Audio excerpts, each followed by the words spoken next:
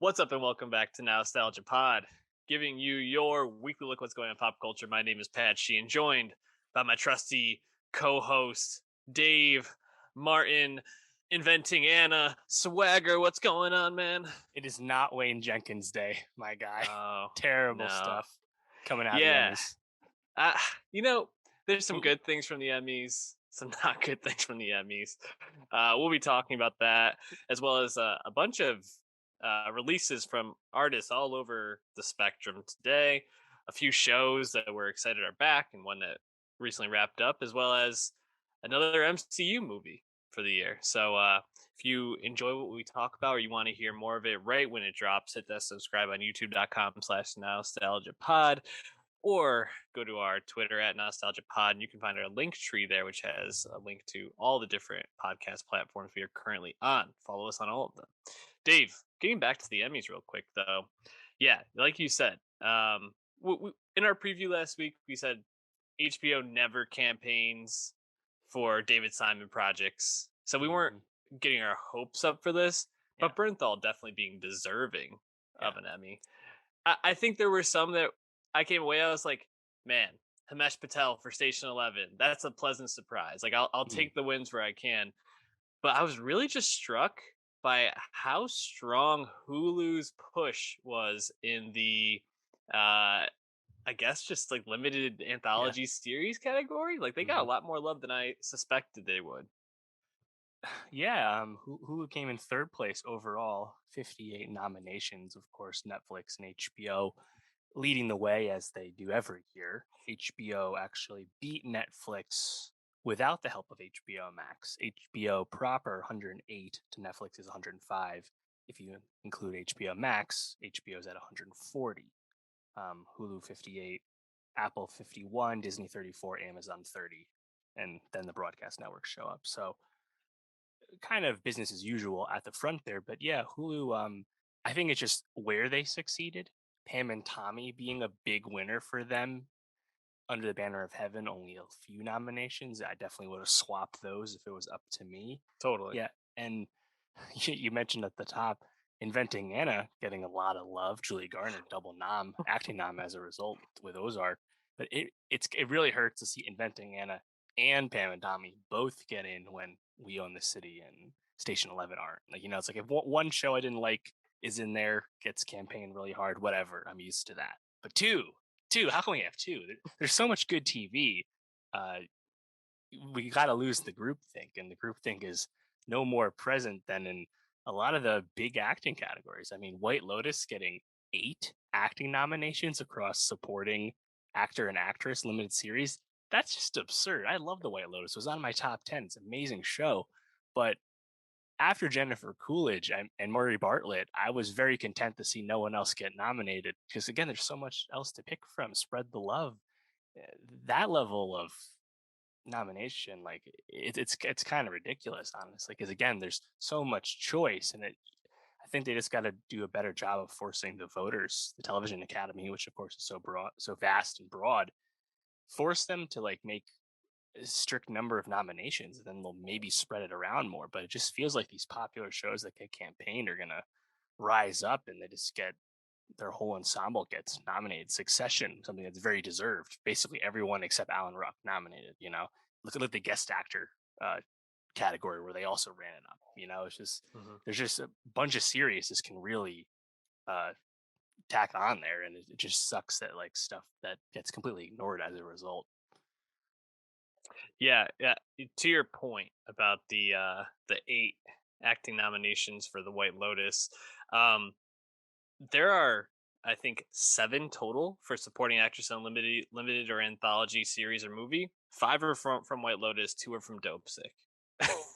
And then you look at the supporting actor in an anthology or limited series, and you have 3 from White Lotus, 3 from Dope Sick, and 1 from Pam and Tommy. That's just a travesty for that category, which we talked about was like incredibly stacked this year to have that few shows represented in those categories. Just an absolutely terrible job by the Academy in that sense. It wasn't all bad though. Like I mentioned, I was really pumped to see Himesh Patel get there.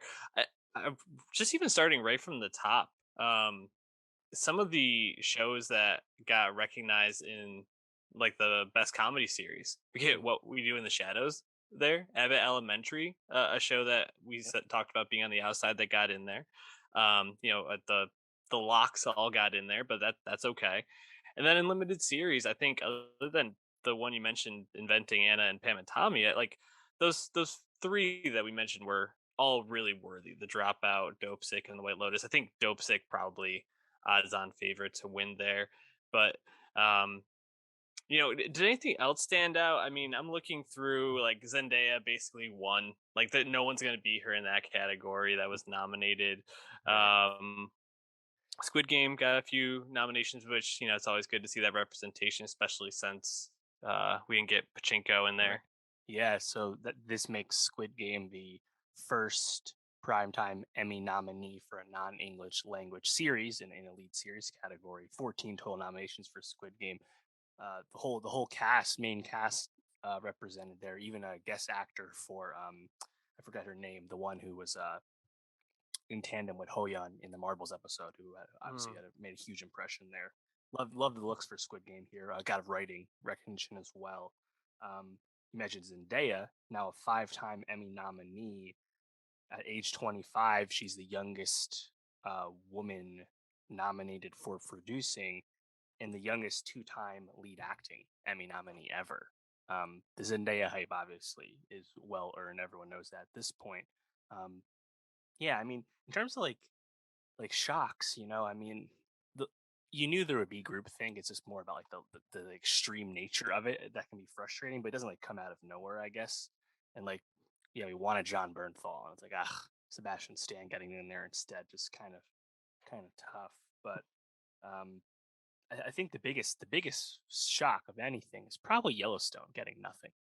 You Yeah. know, if you look at drama series, which on its face is basically all the favorites: Saul, Euphoria, Ozark, Severance, Squid Game, Stranger Things, Succession, and Yellow Jackets.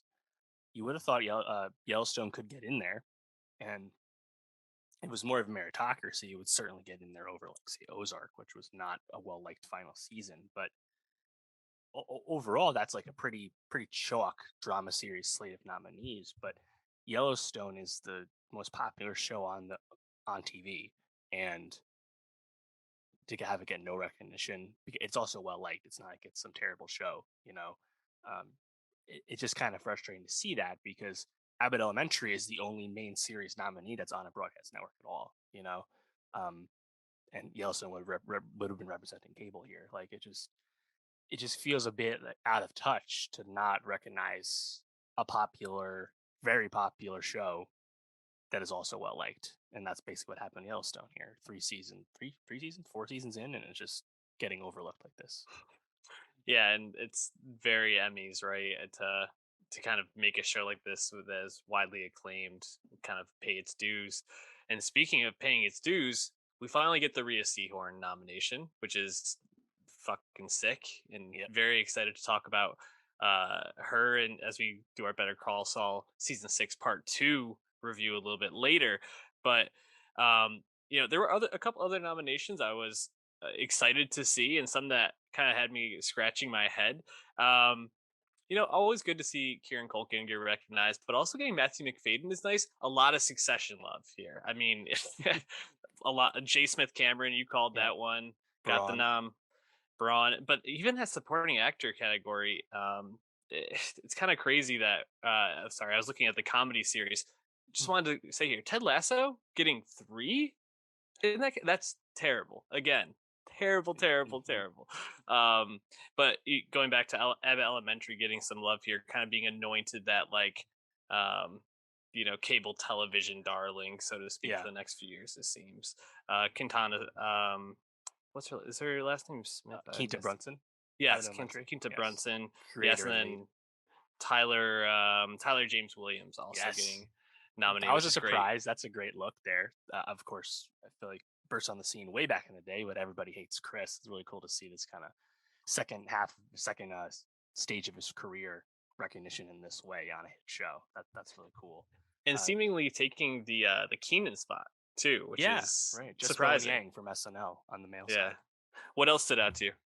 Well, you were mentioning Succession nominations. I think we really just need to hammer home the deepness of the guest actor nominations. Guest actress, they had Hope Davis, Sana Lathan, and Harriet Walter. And in guest actor, they had Adrian Brody, James Cromwell, Arian Moayed, and Alexander Skarsgård. So that's 7 guest actor nominations for Succession. Like Absurd. it's just getting way too much. And Yeah. I love all those performances. But like Sana Lathan, it's like barely on the show. And James Cromwell definitely had a much smaller presence this season than he did in the past. Like, we don't need to give all these people recognition here when there's so many other great choices to pick. But like, I think it's a bit disheartening to see like so few shows get recognized in categories in this way, because this is avoidable if you just go about the nominating in a different way. Alas, Yeah, I know it's hard because I think to take a television series, which unlike movies, rely on people kind of coming in and out of the story, following multiple storylines to carry seasons that are much longer. You want to acknowledge these performances as they kind of pop in and out of these seasons.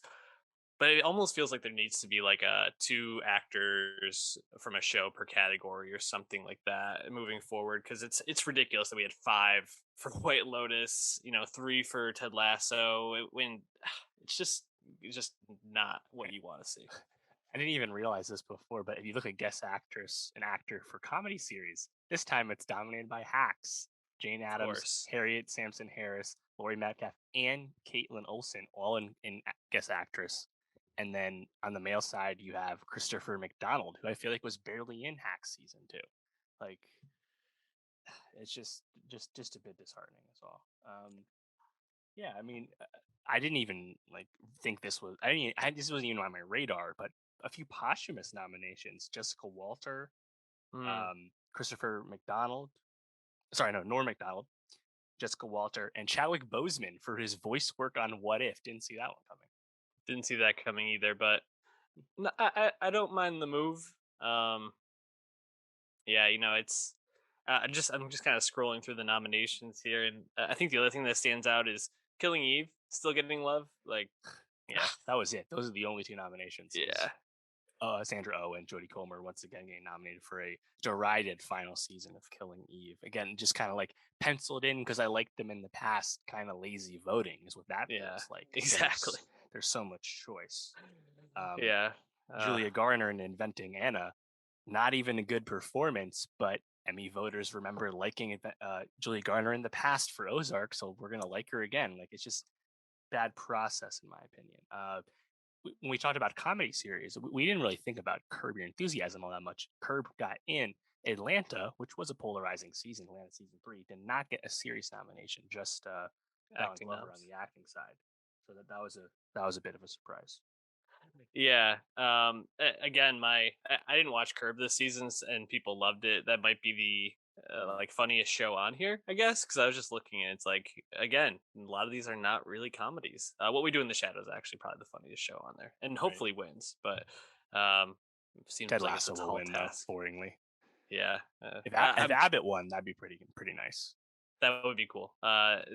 Abbott seems to be kind of the darling here a bit, Right. almost People's kind of champ. taking the route that like Blackish took a few years back as well. Right. So, Speaking of Blackish, Tracy Ellis Ross, Anthony Anderson, no recognition for the final mhm. season.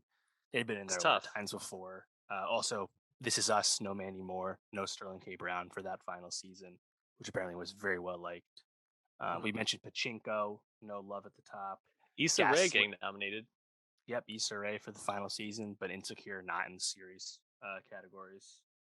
Um, yeah, I think. Oh, I think one of the bigger surprises, just one-off surprises for me, was limited series actress no Jessica Chastain for Scenes from a Marriage. Um, Not the biggest deal in the world. She did just win an Oscar, so I think she can deal. But that did surprise me a little bit. We're going to be talking about the Emmys as they get closer, Yep, but September 12th.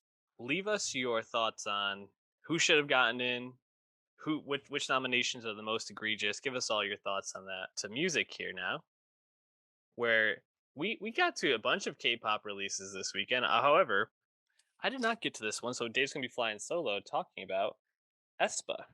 That's right. Aespa dropped their second mini album slash EP. You know how K-pop loves to call stuff mini albums, but I always laugh that Wikipedia calls everything an extended play still because that's the official definition. Nonetheless, we shot about Aespa's debut single album when it came out last year, Savage, and now they're back again with another short taster here. 9 songs, 30 minutes. 7 of these songs are new. Kind of perplexingly, their debut single, which was not on that first album, that debut single Black Mamba was now included on this new second album, Girls. That kind of made me surprised. Don't know why they did that, but that's cool. And yeah, I think if you remember we talked about Aespa last time around as a brand new quartet in K-pop on SM Entertainment, the biggest K-pop label. There's a lot of expectations put on a group in this standing, and if we remember, I think the two biggest takeaways when we listened to Savage, and I think that that title track Savage was definitely a big K-pop banger for sure. But I think the two biggest takeaways were one that the production was notably more modern, more synth heavy, not as more traditional K-pop sounding of the past generations with more electronic feel. Definitely more modern production styles, and also they had a very heavy focus on the metaverse and these like virtual avatars, doppelgangers for our 4 members in Aespa. And it was like a big component of their performance and their music video visuals and things along that line. That was a huge thing about the group. And moving forward, I didn't really have any like huge expectations for them because they're clearly just like a brand new group. They're K-pop rookies, as it were, and I think that that feeling of newness still kind of carries over into Girls. And if I think if you watch some of their performances, notably they did perform on Jimmy Kimmel, they did perform in Central Park on Good Morning America. And of course, more recently, or in the past, but recently, they performed at Coachella as part of the '88 Rising set. Um, and all that being said, I still think they're like a bit green, a bit stiff when it comes to the live performance side of things. There's been a big talk online about how they do lip sync quite a lot, which is not uncommon, but it still feels like they're kind of getting those sea legs back. So, you know, I don't know if this album kind of like changed my opinion on them. It just feels like the second step in this like early career for Espa. And not that there's not I think highlights on here. The title track "Girls," like the last title track, Savage. Title track "Girls" is one of those big bangers. Got the music video. Uh, they notably Ning Ning notably like shouts out the word meta universe in her part, and it's just really funny to me that they're like really like riding this stuff because I'm not a metaverse guy, but like I don't know if you need to like put it into your content as well. The visuals is one thing, add-on third party stuff is one thing, but to literally like shout out the meta universe as she puts it, it's like that kind of made me chuckle. Yeah, that's quite the move. Yeah, metaverse is not something I've seen a lot of people really enjoying. So to really like ride for this, they're trying to be futuristic, I guess. Yeah. Yeah, I think then from there you have Illusion, which is another kind of banger song. I enjoy the flow on that one. I enjoyed Lingo. If you look at the track list, they have Life's Too Short, and then they also have Life's Too Short English version, which feels very superfluous to me. If you listen to both songs, the original like Korean Life's Too Short already has plenty of English, and in general, Aespa has plenty of English in their music. I don't see why they needed to like make the full English version. That's also like a very like a much lighter uh track. It's not like one of the banger like in your face songs. So I don't know. It felt pretty inviting on its own. I don't feel like you need to compromise yourself all that much for Western audiences. Nonetheless, that's what they performed at Good Morning America. So yeah, I think it's kind of I think it's still a lot of wait and see with us, but because they don't do any of their writing, they're still so new into their career. It's pretty standard for K-pop. And I don't think lyrically I'm like I have been wowed, from what the stuff I do here in English or when I read the subtitles. So kind of wait and see. But like the bangers that they do have at this point, I think are still pretty fun. If you're a fan of K-pop. So I'm curious to see how much SM continues to ride Aespa as a group in the West again. Already getting a Coachella look as they have, even though they're not even part of 88 Rising, but they're still part of that set. I think that's pretty notable. So curious to see how big they try and make this group, because they're the SM's only female group, of course, but yeah, they're still kind of new on the scene. If it sounds like. Well, we'll be checking with Aespa next time that they drop something, a group that we're excited to see where they go. But let's switch to another K-pop release, Nayeon. I messed it Nayeon. up. Nayeon. I knew I was gonna mess it up. My apologies to Nayeon, who dropped her, I guess, debut album. A member Yep. of Twice, we should say. She's a Yes. member of Twice who actually, funny enough, I was talking with someone who works security at Barclays Center when Twice performed a few weeks back, and they Hmm. said that that place was fucking rocking, dude. Like Hmm. Twice brought the people out, had the energy going. Um, so listening to this album, I'm Nayeon. Jeez, I'm gonna keep messing this up. I'm Nayeon. Um, I think I get. I mean, I haven't listened to Twice much, so I can't say that this is like representative of their success. But if Hmm. this is the kind of music they're putting out, I totally get why that place was rocking, because these songs are just a lot of fun. And listening to this, it was hard for me to not just think of Christina Aguilera and that album Back Mm. to Basics with like Candyman on it. Like that whole vibe just kind of emanating through this music. What did you think of this debut record? Yeah, I agree. I definitely like to lie. And we're actually late to this. This came out on June 24th. But because of my positive thoughts, I was like, we should still get to this late, because I think this is really uh, worthy of talking about, and also stands out in nice contrast to some other K-pop music you might hear.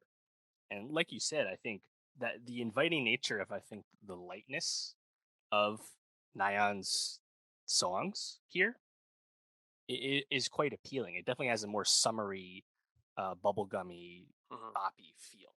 You know, not there's a banger on here in the lead single "Pop," but it's Yeah. not the traditional K-pop banger with its big electronic production and dance breaks and stuff.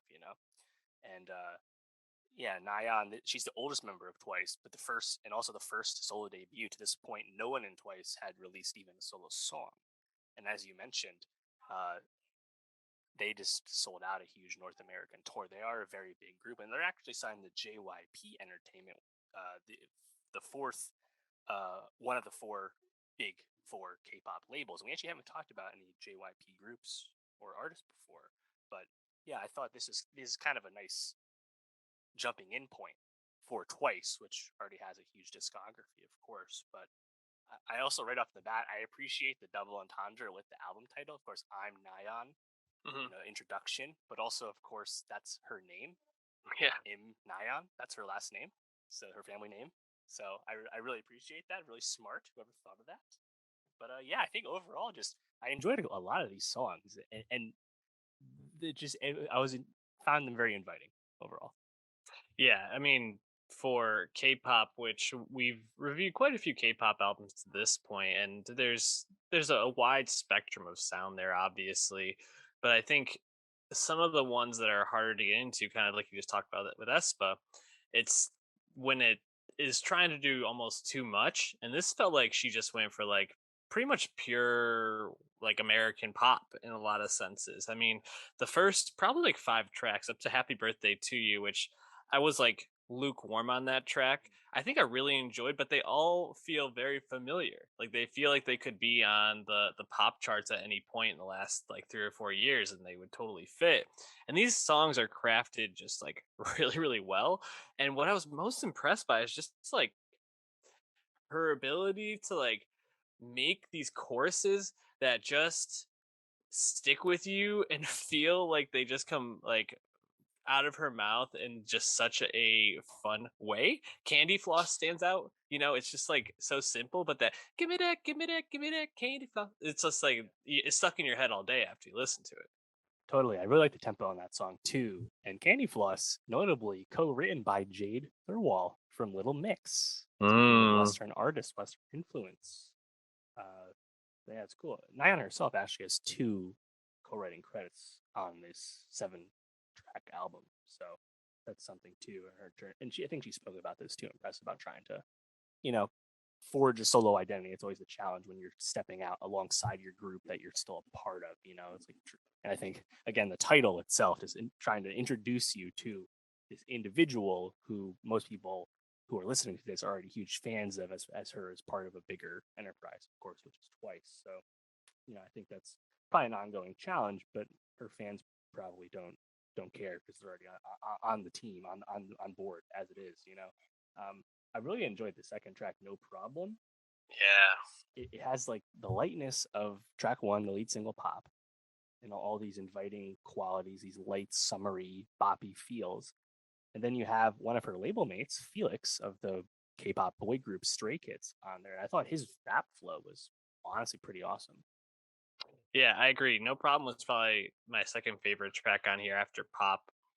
Pop, the title track, like you mentioned, a pure banger, but that's really the one that calls to mind the Christina Aguilera sound there with the Candyman, the like bum bum ba dum bum with the horns and whatnot. It's so great. But yeah, No Problem is really, really just like expertly crafted. I was just so impressed. Like the way that the like flourishes of like the synths and like the little like percussion like flares that come in and up really feels like it's like taking you up and down, but you're always just kind of gliding on her beautiful voice. And then you mentioned Felix of Stray Kids comes in and he just has like this like baritone sound that plays so well off her. It just sounded really really great, those two together. So I was really impressed with that. um yeah, I think overall I just left this being really really pleased and impressed with this. So I promise to get the name right next time, but we're going to be adding maybe a track or two from this to our Nostalgia Best of 2022. So definitely check that out. But let's keep it moving in the K-pop realm to Chung Ha. And Chung Ha's album gave me much different vibes than Nayeon. Did you have the same experience, just a different experience with this? Yeah, Chung Ha's second solo album, Bare and Rare, follow up to last year's Cadencia. Yeah, I think kind of by design, by the title suggestion, it's different. Bare and Rare. This is like Chung Ha trying to be at her most vulnerable and Hmm. most stripped down. So it's definitely I think a different vibe than something that's probably a lot lighter stakes, like the Nayeon album, which is very light and summery and fun. And not that the Chung Ha album isn't fun. I think there's a lot of like really up tempo tracks on here that I enjoyed. But yeah, I think like it's kind of like a different lyrical ambition, different lyrical challenge here with this album, which apparently is only part of the album, Bare and Rare Part One. We don't know when Part Two is coming out, but this is only 8 songs, 25 minutes. It sounds like more is to come. Karen C, it was like an hour-long album last year, so I assume we're gonna get some more here. Um, yeah, I mean, what do you think about this one? If you remember last time we talked about Karen Sia, it was kind of interesting because there was all these other genre influences, particularly like Latin pop influences filtering into the song there, and of course you still have a traditional K-pop banger at the top. In that case, it was Bicycle. This time around, the song with the music video is Sparkling, and that's definitely like a more bangery intended song, but not as like in your face as some of the other stuff, older stuff. Yeah, I think that's the thing is I went back and I checked out some of the tracks from Karen Sia that I really liked, and then juxtaposing Bare and Rare, it's just such a more stripped down, kind of like you mentioned the title would allude to, just a more probably personal and trying to really I think put Chung Ha at the center of the music rather than having the genres and the like heavy production as like the stars of the show, which I think is a good move for her. You don't want to be the person that's just known for being a chameleon in a sense, but I definitely feel like it lost some of the energy to it. I think the first couple of tracks I really liked, XXXX and Sparkling, were probably two of my highlights. Um, but then after that, I kind of found myself feeling like some of the tracks just didn't have the energy I was expecting, maybe. And I think that might have hurt my experience with this. But I agree. I think overall that this was a good move for her, and I think that in the long run, her centering herself in the music rather than the sonics is a good Mhm. move. What track stood out to you other than XXX and Sparkling? Yeah, well, I mean, to that point too, she co-wrote and co-produced all of these songs, so she's definitely very much Hmm. intentional about what she's trying to put out in the world here. Yeah, I thought XXXX was cool because it's a moody song, a lot of bass, but she's laying down a little rap on there, which I thought was fun. Mm. And at the last track, as well, some hip hop in there too. I really enjoyed "Crazy Like You" featuring BB, who is signed to 88 Rising. Jung Ha's, also signed in the U.S. to 88. Thought that one was nice. "California Dream," though, probably my favorite song. I thought that the high tempo nature, just a nice pulsing beat. I thought that was really fun. And Mm. her louder as well also had a really nice bounce to it. So, if I think of my favorite Chungha song is from a few years ago, Snapping. And when I think of like what I like about that, I mean, she's a great dancer and that music video really shows that off. Those performances really show that off. But I feel like that song, the up tempo nature of that song really fits with her talent because she can be like non-traditional in that K-pop sphere that we think about, but still like deliver like a banger to you. And that's what I love about Snapping. Honestly, it's one of my favorite K-pop songs, like just period. And I think some of these songs, side of things, are definitely giving me that same vibe. But lyrically, she's definitely kind of doing an album for her here. She said that "Good Night, My Princess" is actually a song about her mother and how Mm. she felt about her family life, growing up and stuff, in a positive way primarily. But she uh, that's what she's trying to get into. So I think it's kind of tough. I think as an audience, listener, to reconcile that, where it's like the production's definitely giving me what I want, but sometimes the vocal performance of the lyrics might be a little guarded or personal, very personal Yeah, as a result. yeah, intentionally like pulling back a bit to like fit the meaning of the song. That makes sense.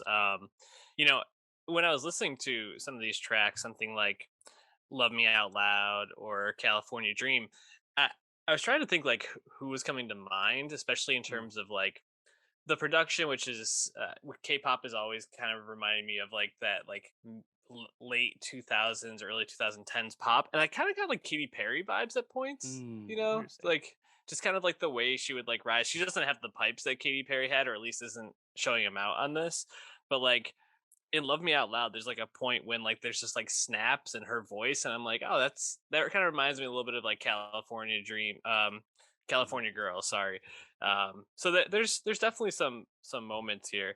Um, I really appreciate too, like just the if you like watch on Spotify, they have like music videos for a lot of these songs that kind of play in the background, and she varies it up almost track to track with like something completely different. So I definitely appreciate her artistry with this. Like she had a vision and tried to Yeah. execute it. So appreciate that.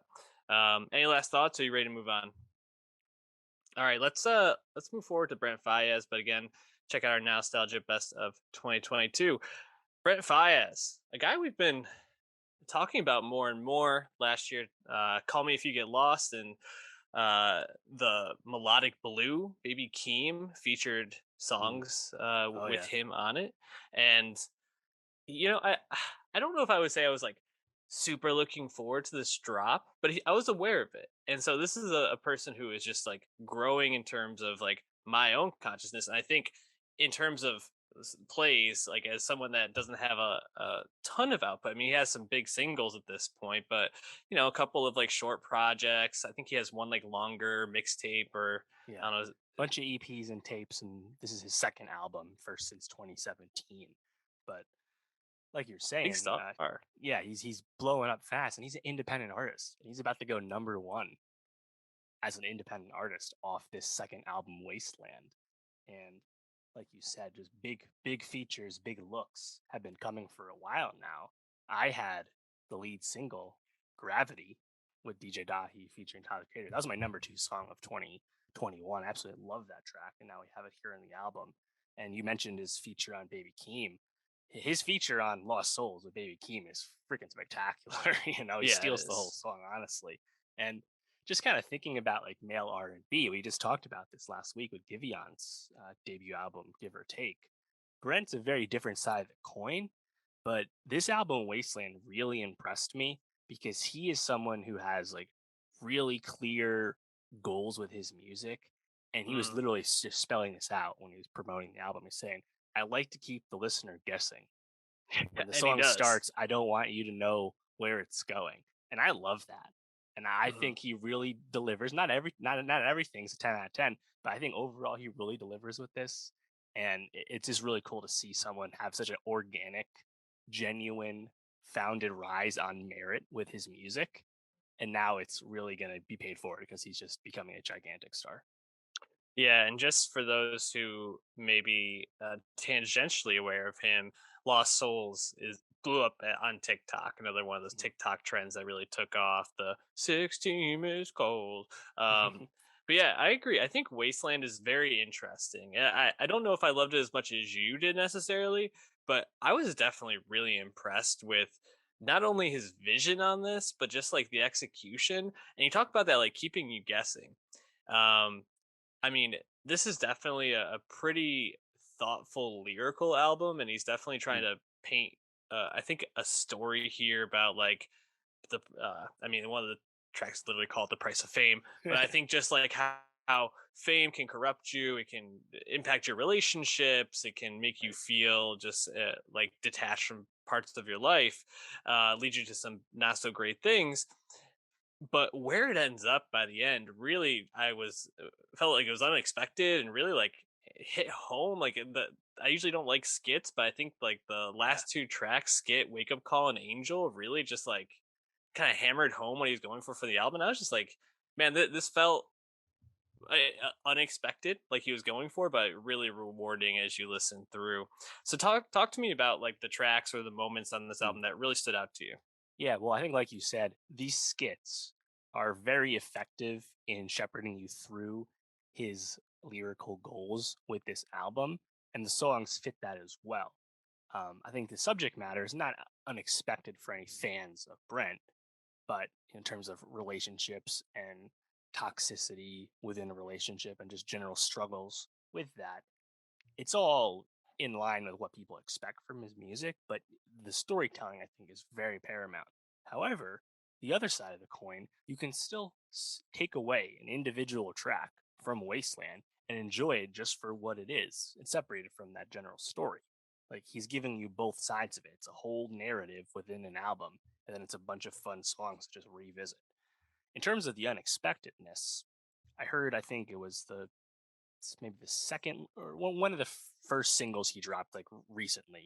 Obviously the Drake song and the Tyler song have been out a while, Hmm. and that song would be Price of Fame. Price of Fame starts off with a very low tempo, distorted pitch on Brent's vocals, and it's a fun song. He still has pretty steady bass on it, and then you hear this like kind of like the ticking of a clock as we're speeding up the tempo of the song, and then you realize that the vocals have actually just been sped up to Brent's actual correct normal pitch. Meanwhile, the production itself is actually sped up beyond where we're at. And like that, I thought that like those first 3 minutes of that song were just like spectacular, like spellbinding shit, honestly. And then 3 minutes in, it flips and it's like this like slower like R&B like outro. I was like, but I think the whole production side in the beginning of that song is really mind blowing to me.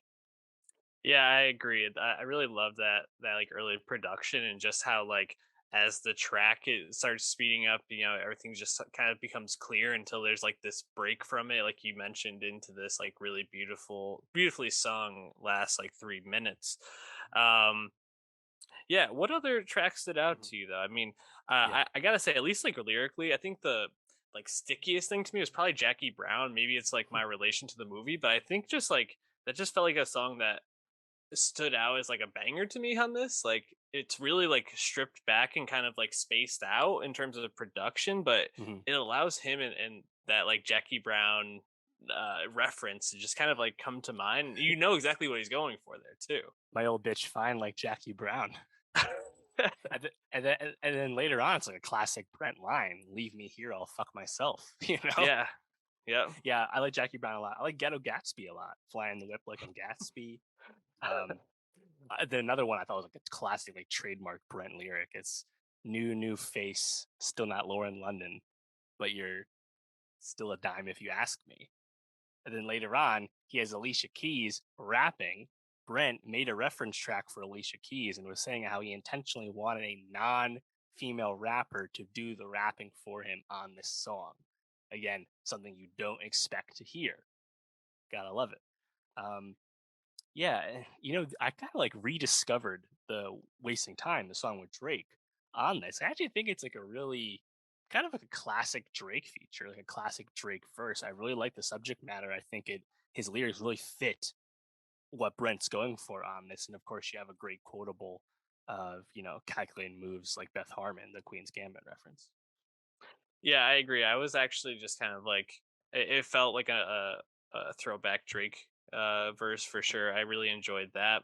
And I mean, you mentioned Gravity being one of the singles. People have probably heard it by now, but that just feels like I don't know, like an extra from Call Me If You Get Lost in like the best way possible. Like it really Sure. feels like they're in the same way, but just like the way Brent and Tyler like trade off on that is just really great. And uh it made me go back and listen to Sweet I Thought You Wanted to Dance and just how much I really love that song still. And the whole Mhm. album just still rocks. But yeah, I was like, there's worse things you can do than have a track remind you of one of the best albums of last year. So, yeah, this was just really impressive. I think I don't know if it's one of my favorite albums of the year, but it sounds like it might be up there for you.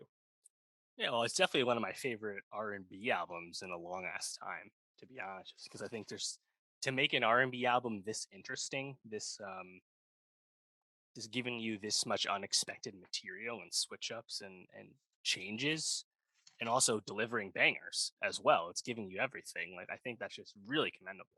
And I'm just really happy for Brent Faiyaz because again, independent artists progressing to this point as he has in a genuine honest way with just the music being good and people liking him. Um, obviously, you got to be happy about that. Absolutely. We'll be adding a track or two to our Nostalgia Best of 2022 on Spotify, so check that out.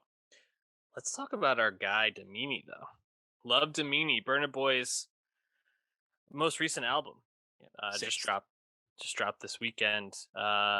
We talked about Twice as Tall back in 2020. One of our favorite albums from that year, honestly, and, right? and just such an impressive showing for Burner Boy. Really leveled him up fame wise. Notoriety has gone through the roof, and so very very excited to hear Love Damini. Did you feel like Love Damini lived up to the Twice as Tall expectations? Yeah, I think that's a good question. Good way to put it. I think it really depends how much you've listened to Burna Boy because these last now three albums, African Giant, Twice as Tall, and I Love the Meanie, these are the albums that have been out since Burna Boy's become that global superstar that he is. Back in May, becoming the first Nigerian artist to headline Madison Square Garden. I think Twice as Tall was so revelatory to me and you because I think just the uncompromising nature of the Afrobeat music that Burna Boy is giving you. He terms it Afrofusion because he's pulling from all these different other genres as well as his native Afrobeat, of course, hailing from Nigeria. That was just really revelatory and Hmm. amazing songs, but also such uncompromising sonics. And I think Love Damini, I don't know if it wowed me as much as Twice as Tall did, but you probably can only be wowed in that way once. Depends when you just listen to him. For a lot of people, it was Yay being that massive song, the biggest song of his career back in 2018. Like maybe it just depends when you get to him, especially as a non-native speaker that I am. But I still thought there was all the things you want to hear from Burna Boy and all the things that make him an impressive artist, a unique artist, and make his music, I think, very rewarding to listen to. All that's still here.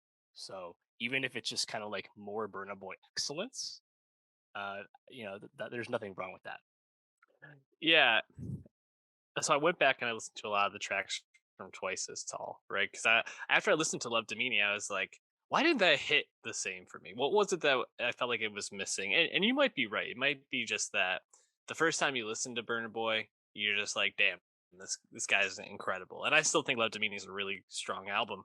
But I think there's a track on Twice as Tall that fell, I don't want to say flat, but just like did not live up to the expectations I had, which was Real Life with Stormzy. You know, you have Mm, Stormzy on the track. You kind of expect this to just be like this, like really thumping, like go hard track, and it's kind of more like subtle and smooth, and has these like I don't know, like these guitars or something in the background, and it's got a jazz influence to it, and you're just kind of like, okay, this isn't exactly what I expected. And I feel like that's kind of more of the vibe of Love Domini mm, rather than like those first couple tracks from Twice as Tall, like Alarm Clock or Way Too Big or even Bebo, which are just like those are just straight fire bangers. You're just like mhm. energy up, wanting to like jump around, run through a wall. I like the first half of Love Domini a lot. I think Science, Cloak and Dagger, Kilometer, those songs rock. But as we get more to like the middle into the back half of the album, it's a lot lighter, it's a lot more personal, a lot smoother, Mm, and it's just doesn't reach those high energy moments that you get on Twice as Tall. And so for me, it just kind of left me wanting a little bit more of the hard songs, I guess. But mhm. I think another criticism I have of this, there's another feature on Twice as Tall that we talked about being. It felt like just like an American grab, which is the Chris Martin feature, right? Sure. Yeah. On this, you get the Ed Sheeran feature, and I don't mean to just bag on Ed Sheeran. I actually don't think he's terrible on the track, but it just feels like Burner Boy almost is like moving towards like trying to bring in more and more like American pop friendly leaning features into this album Mhm. to get it, probably more radio play, more Right. recognition from people who don't like find his music typically, which you can't really blame him for. But it does feel a little bit more compromised than Twice as Tall did in a sense to me. Hmm. So Yeah. I You, think you that also just left have me a little Khalid and disappointed. Blast and Kalani as well. Um, Exactly. I think the Ed Sheeran choice itself, it made sense in terms of why he did it to me because one of his contemporaries in the Afrobeat scene out of Nigeria, Fireboy DML, has a huge song right now called Peru, which came out last year. And the Peru remix features Ed Sheeran, and Ed's awesome on it. And that became an even bigger hit than the original version. Clearly, that's what it's going for. Hmm. Stormzy has made music with Ed. Ed himself has proven to be a genre chameleon when he's guesting on other people's music. Whatever you think of Ed's solo music, I'm definitely not the biggest fan, but he's acquitted himself well as a guest in other people's spaces. Hmm. That's definitely what he was going for. But yeah, I think partially because that's just a kind of slower, softer Yeah. song in general, which wasn't as inviting to me. And again, like I love Peru from Fireboy DML so much, but that's definitely a more upbeat, like fun banger song. Hmm. Um, in terms of I think big name collaborations, you do have Popcan on here, Yep. and I thought that was like a really fun sex jam. Tony and Singh, uh, Yes. Popcan in particular on that chorus is very catchy, and that beat is just really catchy, really fun. Um, Jagale, also probably one of the better examples of that Afrofusion Hmm. moniker because that tempo with those horns definitely reminds you more of like a reggaeton song, and Burna Boy putting his spin on that, which is fun. To me, though, the obvious highlight on this whole album, and one of my favorite songs Burna Boy's ever released, is the lead single Last Last, Hmm. which samples Tony Braxton. Listen to both those songs. It's very obvious. Was it the Tony song? Uh, I forget what's the name of that song. The big hit she has. Apparently, she gets 60% of the royalties because this is a big sample. But I think that's just like a song of the summer candidate. To be honest, I think it's just a huge, huge banger. I really love it. Yeah, I mean, man, I really, really, really love this first like I don't know 5 songs after the opening track, "Glory," "Science," "Cloak and Dagger," "Kilometer," "Jagale," "Whiskey," and "Last Last" are probably my 6 favorite songs off the album. Hmm. Maybe you throw in "Common Person" if you want to have a slow song on there, because I think that's just a really smooth, really like some beautiful flourishes in that track. But I think that first half is really great, and then you slowly start getting into the features, and I feel like the album kind of loses a bit of momentum there. Kind of save for the pop can feature, which you mentioned. I thought Tony Mhm. on Sing was great, but yeah, I think Last is a clear highlight from this. Um, I I guess like I just kind of think about Burna Boy's like status in music right now. He's obviously still trending upwards. Fully suspect this album to outsell Twice as Tall and continue Mhm. moving a star forward. What do you think you want to see from him going forward? Do you want to see him like continue to fuse like American pop into these? Do you want to see him just kind of stick with this Afrofusion more? Yeah, that's a good question. I mean, African Giant and Twice as Tall both won the Grammy for Best World Music. So he, in a sense, has kind of reached the pinnacle of like what you can do in the confined genre spaces that the Grammy establishment is putting you in right now. And he clearly deserves more than that. And we've seen, on the other side of things, like we've seen Bad Bunny just through sheer force of will and popularity and good music just become a massive artist, period, not just a massive artist in Latin spaces due to many factors, including his music and his personality. I think Burna Boy can be like that. I'm not saying he can be as big as Bad Bunny, few people can, but I feel like Burna Boy has that in him, and he has like Yeah. of all the people that have really risen out of Nigeria and Western Africa recently, like Fireboy, DML, Rally Rising, Wizkid, of course, Davido as well. Like Burna Boy is clearly like the guy who has, I think, the biggest crossover potential, and he's already so interested in other sounds, literally Mhm. coining a new genre or popularizing it anyway with Afrofusion. I think he should just keep kind of going down that road. And if he keeps making good music, really good music, the rewards will come because, like we said, the barriers have never been lower when it comes to reaching an audience across the world and finding acceptance across genre lines. We see that in K-pop, we see that in Latin music, we're seeing that in African music. And, I think Burna Boy should really just keep what he's doing what you're doing. These last couple of albums have been really good for him.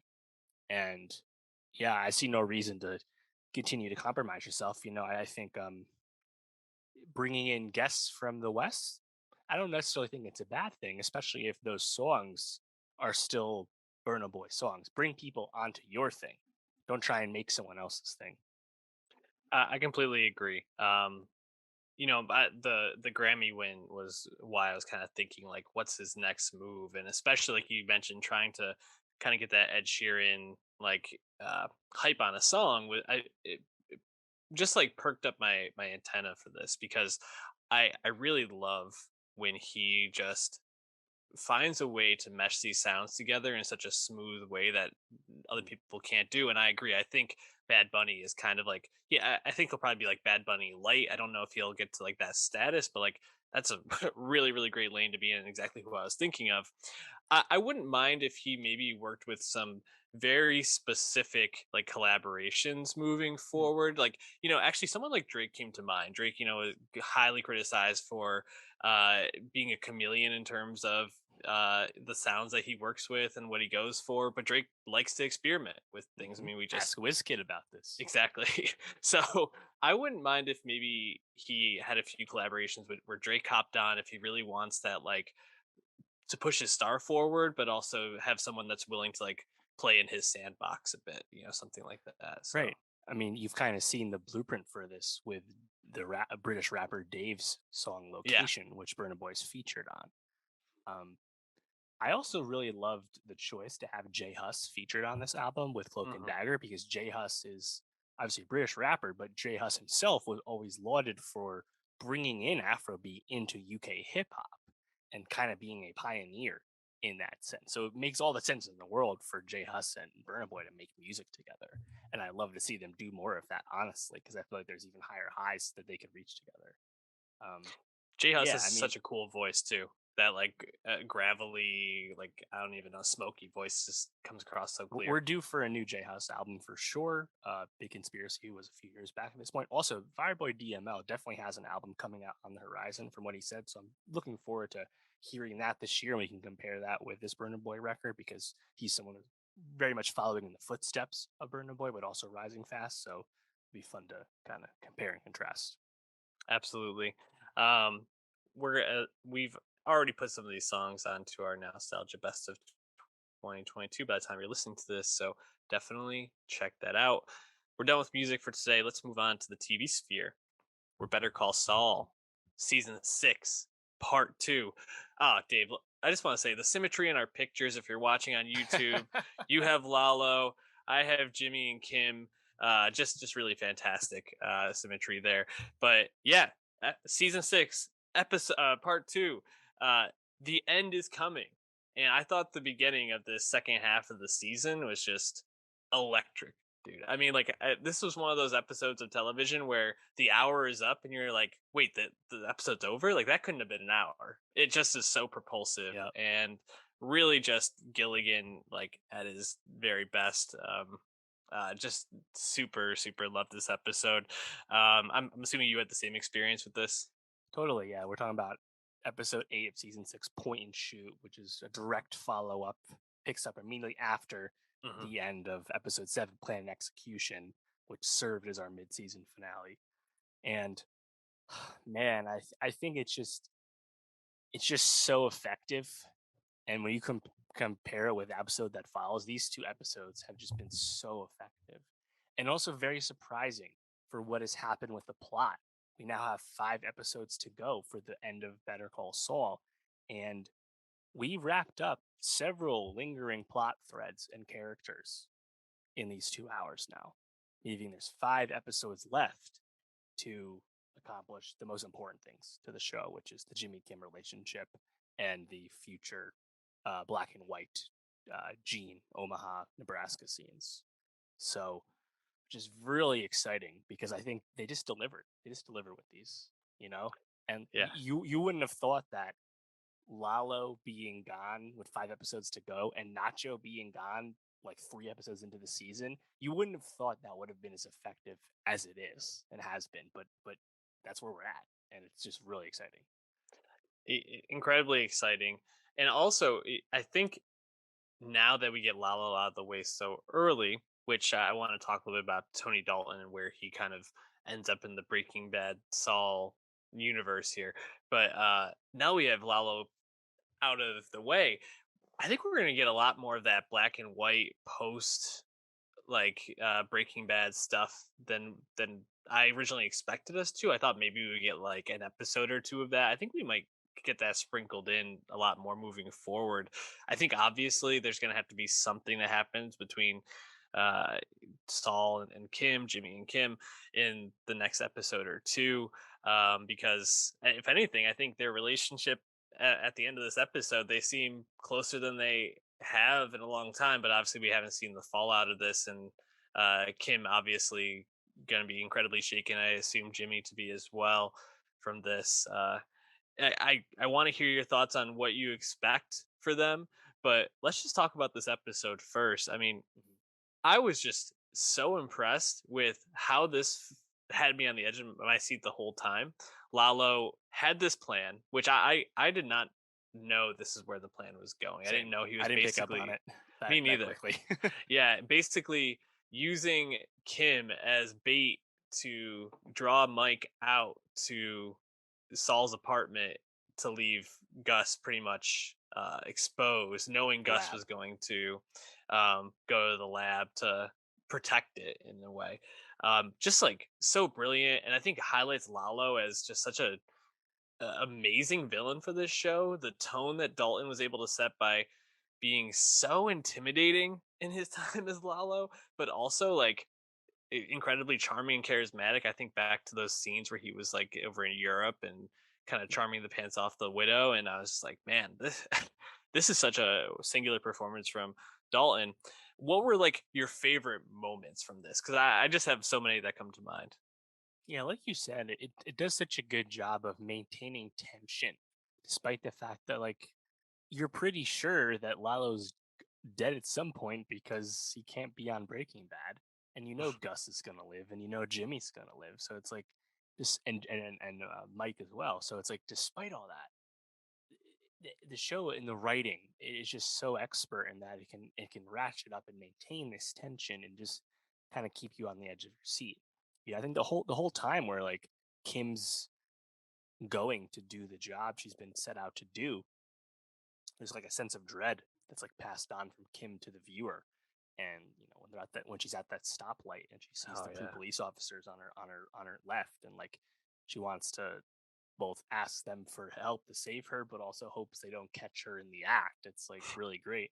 And even Yeah. before that, when we're in the apartment and they both, Jimmy and Kim, both take turns pleading why they should not be the one sent to do the job and the other person Mhm. should do it, was like really awesome because like, they both get to be like their like slip in grifter lawyer selves, but you also know that they're doing it because of how much they care about their other person. I thought this episode Exactly. did a huge job of like really building up even further that Jimmy and Kim relationship they have together, and now we're just gonna see like inevitably the pieces you assume fall in some way because there's not going to be able to come back from this, and Yeah. we know that Jimmy is going to be compartmentalizing the shit out of this as we saw via Saul Goodman in Breaking Bad. So yeah, I think just really the whole lead up to when Kim gets caught and doesn't pull off the assassination. That whole lead up is like really amazing, and I think kind of left unexplained was Lalo figured out where the safe house was that they were, you know, Gus and Mike and everyone had bought up like this whole block. It felt like or close to it, and like making these tunnels between houses and stuff to keep them safe. And Lalo had sniffed that out in some way, and he knew where to send them. I was like, oh, interesting from the plot, but it just kind of builds up the genius that has been Lalo. Where like, Mhm. and because it's breaking, Better Call Saul, because it's like Vince Gilligan and Peter Gould, they will take their time and be super meticulous with how they set these things up. Remember how long we spent watching Lalo stake out the lab from inside the sewer? You know, Yeah. but Oh, like the incredible. process of Better Call Saul is always so good. But then when you actually Mhm. see payoff via plot, it makes it all the more fulfilling and satisfying because you've earned everything. Yeah, I think I'm just forgetting, but I do think there's a part where we see that he knows where Gus's house is. He Okay. maybe he doesn't know where the safe is, but I think he knows like where Gus goes home. But Yeah, obviously, probably like just you said, forgot. the It's been a month. tunnels. Yeah, it has. But yeah, I thought that was great. And then you talk about like the the act of love that is each of them trying to get the other person out of the apartment and just like, okay, I'll be the one to stay here with this maniac and you can go and be free and hopefully save yourself, just like it fits so well. And then Jimmy, obviously he gets tied up, falling over and being face to face with Howard. Howard, yes. And I just thought that was like such a perfect Gilligan touch, like poetic in the most obvious way possible, making him like actually stare at the consequences of his actions is just like so well done. There's nothing he could do to look away. He just had to like lay there with him. Just thought that was fantastic. Um, yeah, and then you kind of get some like humorous moments, right? Kim gets taken in, and they're trying to figure out why she was there, who sent her, and she's like, "I'm supposed to kill you." It just points at the random bodyguard, not knowing that he's not Gus, and Dressed he's up as Gus. Thought that was funny. yeah, the guy's like, "What?" I thought that was really great, and then obviously all the stuff with Lalo and Gus at the lab was just really amazing and tension filled. And then classic Gus, you get the phone call to the Polos Hermanos Yep. employee with the bullet in his side, and he's so calm the whole time, but it just needs to be have surgery. Just really great. And we talk a lot about the performance of Mike in this show. Mike, I think the one thing about like doing a prequel with older actors is like Mm. if you watch any of like the Breaking Bad stuff, you're like, wow, Mike looks so much younger in these Jonathan Banks is episodes. an old man now. No But question. Jonathan Banks in this episode just like throwing 110 when he's like, I'm gonna take this off. You need to speak calmly and low, like just like so good, Right. and but he has this sense of like urgency and fear in him, like Yeah. he's trying to get a handle on the Well, situation. and then at the end, where he has to tell Jimmy and Kim like how things are Yeah, gonna go, and then before that, where like you can see kind of like the resignation. Then he's like, "Fuck, I need to go search Howard's corpse right now and grab his wallet and take off his wedding ring." It's like, it's like there's so much like I think like physical acting that Jonathan yeah, Banks really imbues into the character, and I think throughout the course of Better Call Saul to this point, and we should probably say this because it's very likely that we see very little of Mike and Gus for the rest of Better Call Saul. Narratively, there's very little reason to continue to see them. The cartel stuff has basically been tied off, and we're at the point, more or less, with them where they will mhm, be when we meet them in Breaking Bad. Jimmy, we obviously still have to learn more about and see more things happen. But, we've seen, I think, a more layers of Mike over the course of Saul. Gus, probably less so, I would say. However, this episode, I think, was a great episode for Esposito. You mentioned his call to his employee at the end, but also that scene in the lab when he's with Lalo and he kind of just dresses down Don Eladio to mm, Lalo's, camcorder, and he can really pontificate. And we saw obviously yeah, amazing speechifying by Giancarlo Esposito in Breaking Bad. We've gotten less opportunity to see that here in Saul, you know, but I think that was still a great moment and a nice send. This is a nice send off episode, assumingly for Gus. yeah. I agree. I thought that was really strong, and you get to see a side of Gus that you never really get to see in Breaking Bad. Really getting his hands dirty in that sense, having to kill Alo himself, having to kind of like figure things out and not have someone else like doing the grunt work, so to speak.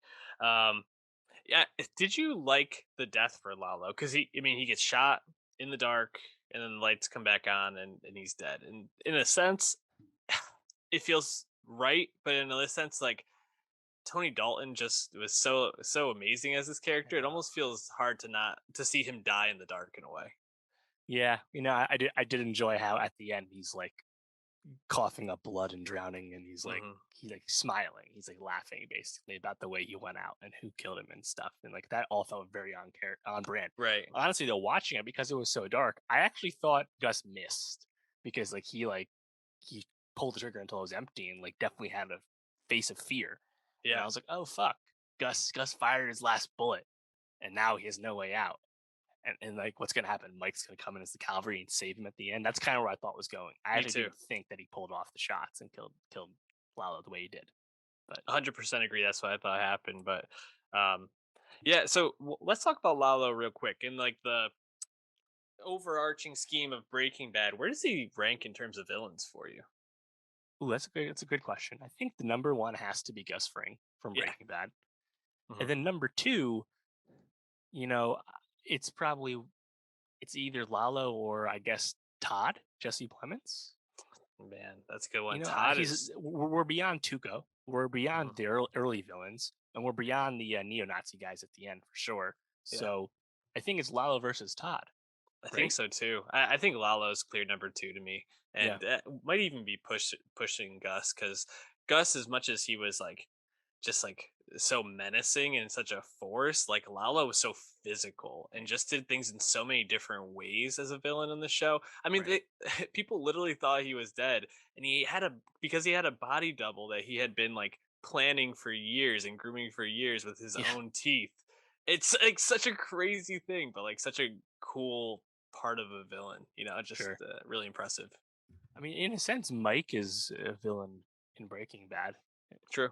which factors in, not a total villain, right? Obviously, when Mike dies, don't feel good, you feel bad. Obviously, when Vault Hmm. kills him, but the cousins also they're just kind of goons basically. They're not well-rounded villains per se. So yeah, I think the Tony Leon performance elevates it so much, but everything with Lalo has just I think been a kind of a sense of fear, and it was I think a really nice way to between Gus on Saul and Lalo on Saul, showing you more of sides of the cartel and the Salamanca specifically. Um, it's just done in a really effective way. But Lalo, I think, due to like the cunning and genius that they imbue in his character, that combined with the spectacular performance from Dolan, yeah, I mean, just really elevates him. I think Todd, I mean, the big Todd moments, like when he kills the kid on that train episode, right? And you just see, but he's just kind of a psycho, and like Yeah. Lalo's a psycho too, but like he's like a genius Yeah. psycho, so that probably counts more, right? Yeah, and also I think it's just more fun to be with Lalo because villains also have to be someone that you enjoy being with in my book, and Hmm, or at least like that. Maybe if you don't even enjoy, but like give you something to like want to spend more time with them. Todd, for as much as you like Jesse Plemons, I don't think he's a villain. I'm like, right, oh man, all those Todd moments, you know. But right. Lalo, Yeah. Well, we get the stuff when Jimmy has to save him in court, Mr. Guzman. yeah, There's so much to Lalo over the course of yeah, 2.5 seasons. I think that's hmm, all it was. But yeah, I mean, great stuff. but like I said, I'm just so pleased with how effective his final moments were in these last two episodes because it's kind of no perfect, and we're still left with 5 more hours with Saul, which is so exciting. Yeah, and there's something about every time he was interacting with Jimmy, you just felt uncomfortable. Like I think back to the episode where of season 4 where Mike has the sniper rifle on the room on the apartment, and just like how tense that whole scene is. Like it's just crazy the impact Dalton had in this role. So and definitely has risen his star immensely. So great looks. So now that we have 5 episodes left, any predictions? Anything that you expect or want to see? Well, it feels like Kim's life expectancy has rapidly increased with Lalo Oh yeah. gone. I mean, there's no one left alive on the show who would you'd expect to kill her. So unless she dies in some accident or something, she's probably not dead. In our present days, future scenes, black and white Omaha scenes, right? So what does that leave? I think we're really going to see this relationship fray in some way, and whether we're going to lead up to a reconciliation and the post Breaking Bad scenes, who can say? But I'm really looking forward to seeing how this relationship survives or doesn't survive following this clear turning point in both their lives. Yeah. Do you think Kim turns herself in? That's a good question. That's kind of where I'm leaning right now. Yeah. Yeah, I don't really have a good prediction, but that actually sounds like it would track. Yeah. Man. Emmy nominated Rhea Seahorn, has been active on Twitter and pushing articles and stuff. So definitely a worthy follow. Yeah, I think one of the things I would definitely like to see, and I don't expect to get it, but is like some sort of actual like emotional reckoning for Saul in regards to his brother's death. I think Mm, that's just we pretty much see after his brother dies that he just like becomes Slip and Jimmy, right? And he right. just basically morphs into Saul, and it would be really cathartic, I think, for the audience to at least see him like have a human moment that's outside of Kim before the end of the series. I don't know if we'll get that, but that would probably be one of the things on my wish list for sure. Yeah. And then, of course, there's the unknown of how we're going to see Walt and Jesse, see Cranston and Aaron Paul True. on this show. I imagine it's only like a episode or part of a episode, but Yeah. is this a dream sequence, haunting of Jimmy? Is this a flashback in Jimmy's head? Are we going to see like a different side of some key moments in Breaking Bad? Or are we going to see a brand new scene that kind of adds context the way like the duel between Anakin and Obi-Wan in the Mm, council chambers was in Kenobi, What kind of scene is it going to be exactly? I feel like it's going to be something along one of those lines, but yeah. what that actually is, they're not just going to do it just to do it. It's going to do something narratively in an effective way, and I'm just obviously looking forward to seeing what the hell that means. And then, yeah, what is like the finality of the show? Because this is going to feel like the end of both Saul and Breaking Bad Yeah. because of how intertwined these series are. So, what kind of note are we left with Jimmy and perhaps Kim too? I don't know, but really can't wait to see it end. Yeah. I mean, Vince Gilligan, one of the best TV creators out there right now. So be checking out Better Call Saul. Let's move on to The Boys, season 3, wrapping up. Uh, man, Dave, just the symmetry of our pictures, if you're watching on YouTube again, just always makes me laugh. The picture you have a Homelander versus the picture I have a Homelander. It just tells two very different sides of Anthony Starr's character this season. And I think the season of The Boys, I think it touched on some very present and obviously political, but I think also had some great observations on just the current state of like media and pop culture. And I don't know if the finale totally landed the boat the way I expected them to. And maybe it's more so the hope I was having that there would be more reconciliation than we got at the end of the season. But I think this is still a really great season of television, and this is a very singular show. There's really nothing that does what The Boys does right now. So Yeah. I enjoyed the season. How about you? Yeah, I mean, I wasn't as let down by this season 3 finale because I kind of expect the lack of resolution with the boys. The boys cannot exist without Homelander. Soldier Boy and the boys are not going to kill Homelander in the finale. It's just not going to happen. So something else has to happen. In this case, it's like their loyalties or the motivations. Everyone's gets all muddled real quick, and next thing we know, we're not trying to take down Homelander. But I think it made just enough sense to track and be okay. So, I'm satisfied with that. I think where it leaves you with Homelander at his most out in the open with who he really is, and now with his son Ryan directly in the fold and assumingly becoming more of a character moving forward. I think that leaves us with a new place. It does feel like we've progressed with the world in a certain sense. Of course, the boys as the crew continue to feel like we just keep not making progress. But if you look into what each entity is supposed to represent in terms of satirization of real world events and politics and culture, things like that, everything does kind of still track and make sense as observations. So at the end of the day, it's still really entertaining as well. I think the Anthony Starr performance as Homelander obviously keeps the show together, but one of, if not the best, like acting performance across like superhero TV. Like it's truly amazing. Like the range of this performance and how he really commands this character, which is so essential to this series. Yeah, perfect casting, and this has to be an actor's dream, right? Like to Mm, get to play a yeah. character like this who just is like so bizarre and out there in every single possible direction. I mean, the season starts off with him basically forcing a woman to kill herself because he finds out that the love of his life, who's a like an 80-year-old Nazi superhero, supervillain, kills herself by eating her own tongue or biting her own tongue off and choking on it, and ends with him literally killing someone on Wall Street, the in front of a mass of people, similar to the way certain ex-presidents said that he would be able to do.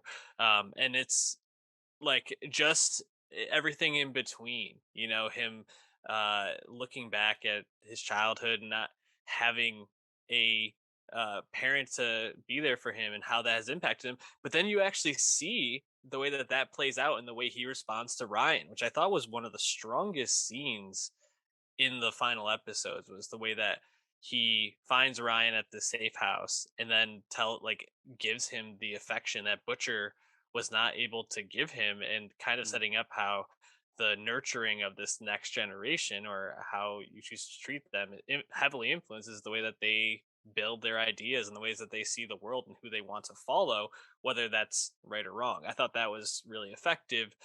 um, I think there's a lot of really ridiculous parts of this season. I mean, I think we have to talk about Soldier Boy next, as this mm. kind of like shot of I don't know if shot of adrenaline is the right word, because this show's always at 110, but just like this addition to the season that I did not see coming, but I think was really effective. What was your overall temperature on Soldier Boy? I liked it. I liked him a lot. Jensen Ackles. I think the performance was really effective, and I think in one hand, like the lore, the world of the boys, you need to color in and learn more about the past Mhm. via Soldier Boy and everyone who interacted with him, such as Black Noir.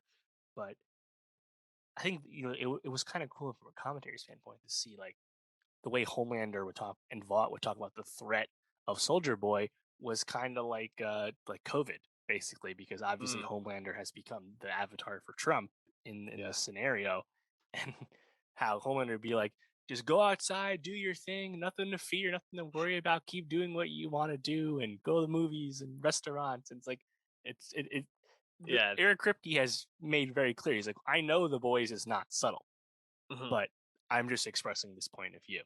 Right. And I enjoy seeing it, you know?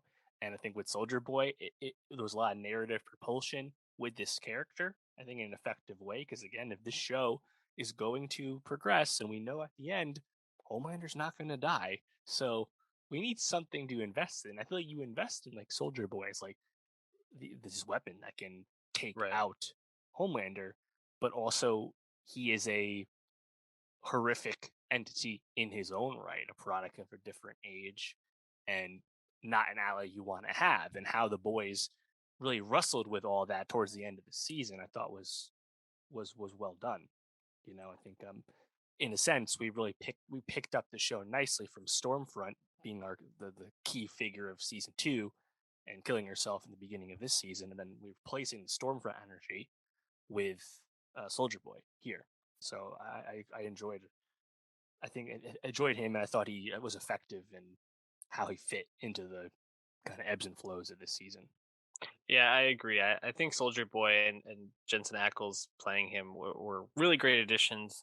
Obviously, having something that feels like it can level with Homelander in some way, as well as them taking the is it the H? Is it what they called it? The V? The agent, whatever that chemical was that made them superheroes. I'm Uh, forgetting t- now. they were taking the temp V Temp V, versus Temp V. That's what it the was. compound V, which is like the more permanent stuff that Vault has under lock and key. Which I thought was uh you needed something to like level the playing field for this season, so I thought Right. that made a lot of sense and was Homelander and Butcher can only interact so many times before it is so beyond the realm possibility that Butcher wouldn't have just cut off his head with his laser eyes. So yeah. this was a nice way to do that, and also ends with a nice place where Butcher perhaps is on borrowed time, so we're Yeah. told. So we're gonna ratchet that up. We'll see, but yeah, I thought that was like a really smart thing. Also made Huey a much more Interesting present character. character in the story as well. Totally. Yeah, and I thought it made him a bit more like you understood a bit more his like desires and like what his character really wants to achieve, which is like to just be like respected, and really does not know how to make sense of of where he stands among these supers, when he is a very very very normal person. Also, just a funny thing when he confronts um the running guy, A the Train. Flash, A Train, yes, at the hero gasm, at the I had totally forgotten that's where the series started with him killing his girlfriend. I had Yeah, completely forgotten about that. That's how far we've gotten and all this. So like when he confronts him, I was like, what's he doing this for? And then I was like, holy fuck! Like we've gone yeah, so far down the rabbit hole with this show. It's pretty crazy. right. Um, Well, if you think about it too, The Boys has really progressed. In the beginning, as you just said, it was kind of about the lack of dignity and respect that soups were treating the rest of the world with. We have to take down the soups. The soups are bad overall. mhm. Now we're to the point where, well, we're gonna probably compromise ourselves by becoming soups, perhaps just temporarily, to achieve our greater good. But the show itself has also kind of progressed beyond satirizing the superhero culture we find ourselves in with Marvel and DC and everything else. And we still have that here. And we've moved on to just kind of satirizing and ribbing everything, culture, politics, left and right spectrum. It's all fair game now at this point. In addition to superhero culture, and it's kind of been fun to, I think, be with the boys and see that progression. Now I don't think everything has been effective.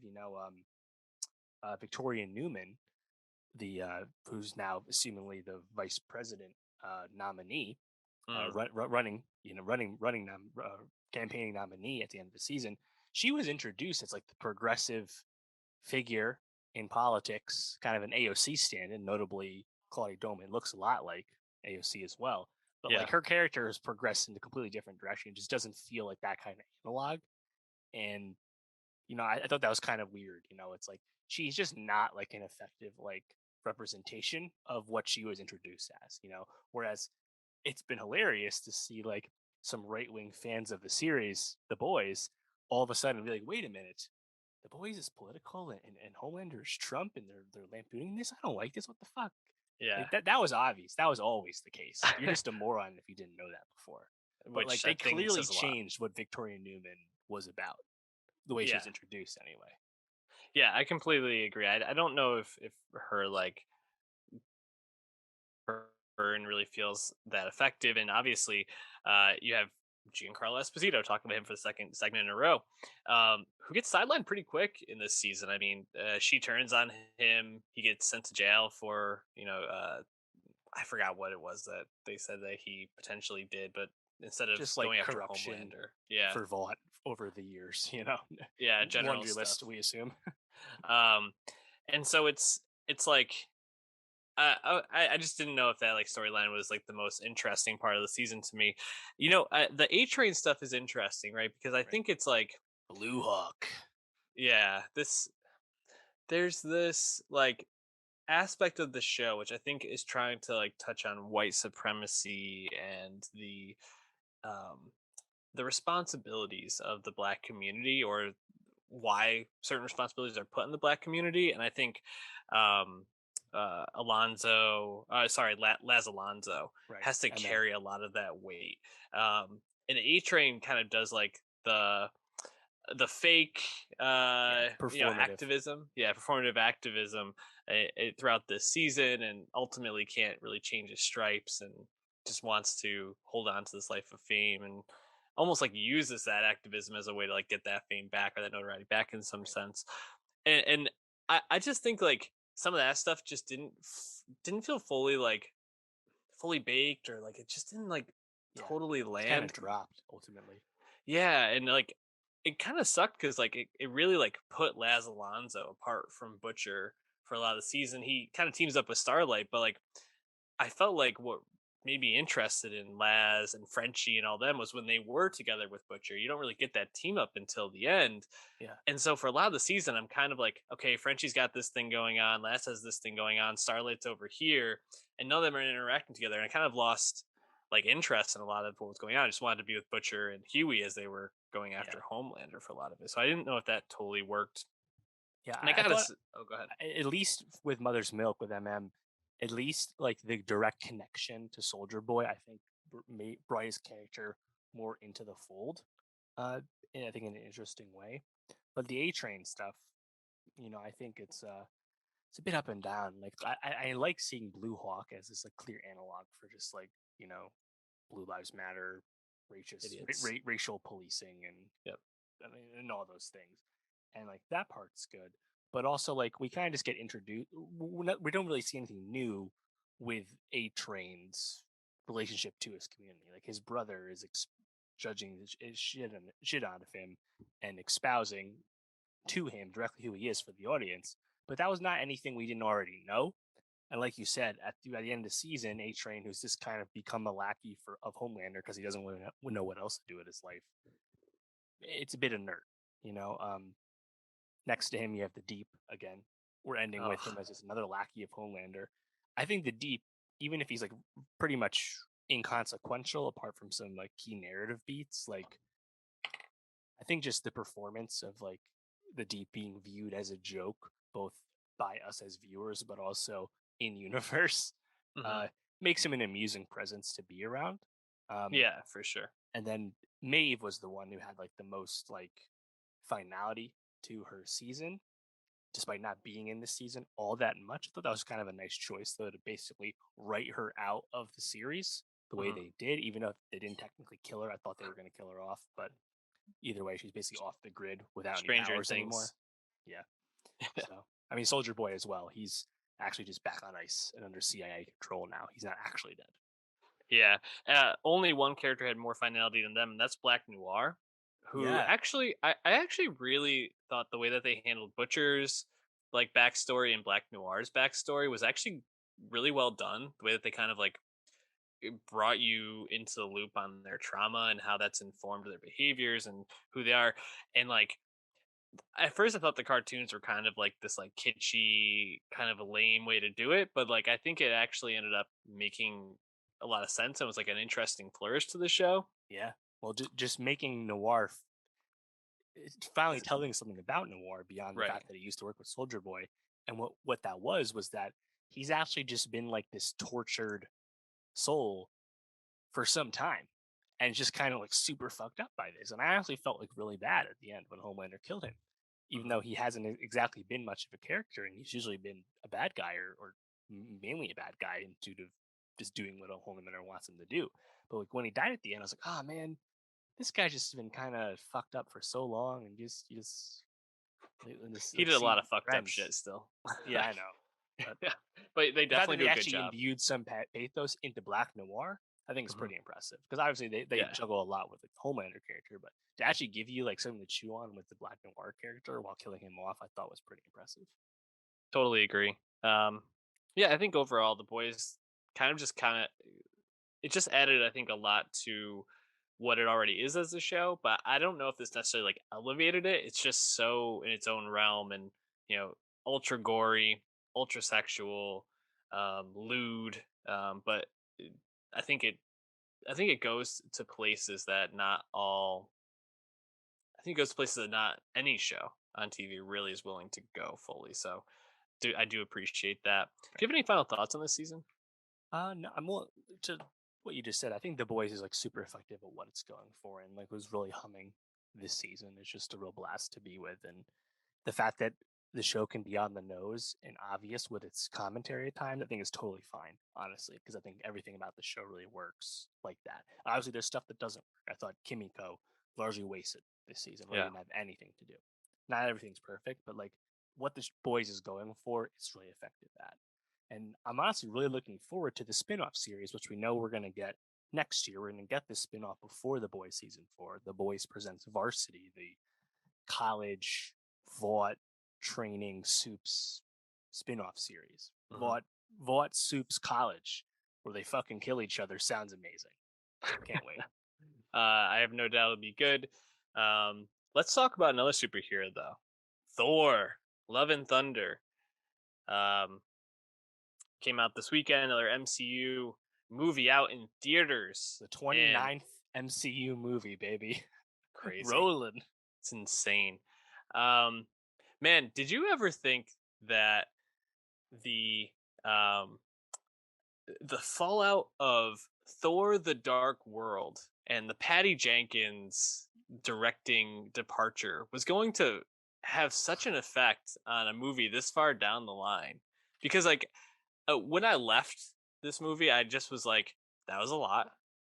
There's a lot to process in terms of the movie. I had a good time, Mhm. but like it felt like so much, I think, because Portman didn't want to be a part of things for so long, and now she's like, okay, we can have this nice send off for Jane Foster, but Yeah. it just made the movie have to do so much legwork. I think that's also like a symptom of Taika's current mind state, and we'll talk about that. But man, I just was like kind of shocked at like how influential Thor: The Dark World is on this film in a sense.